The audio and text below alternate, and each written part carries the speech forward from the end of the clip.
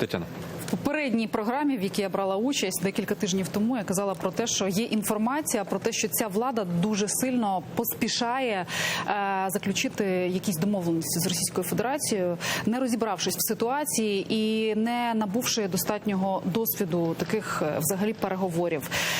На жаль, це виявилося правдою. Не хочу бути Касандрою, але тут річ в тому, що є от певний масив інформації, який свідчить про те, що якщо ми зараз погодимося на все те, на що ми дуже хочемо погодитись, ми, я маю на увазі українська влада, яку ми всі обрали, то ми можемо отримати не просто там війну і ганьбу, а війну, яка розповсюдиться з лінії фронту на всю територію України. Сьогодні на проукраїнській частині Донбасу проукраїнська родина була вбита, їй в квартиру була кинута вибухівка. Олександр знає цю ситуацію, поки що не можу назвати імен, але це дуже відомі люди.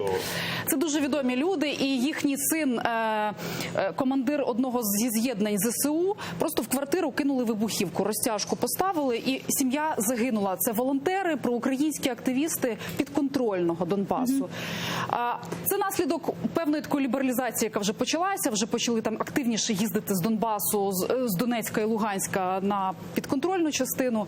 На жаль, ми можемо отримати всі ці події на всій території України. Це дуже небезпечно, дуже небезпечно. І все громадянське суспільство повинно не боятися фейків, а боятися допустити війну в кожному домі. Тому що ті люди, які усталі від війни в Києві, у Львові, в Луцьку чи ще десь, можуть отримати цю війну у всіх цих мирних поки що містах.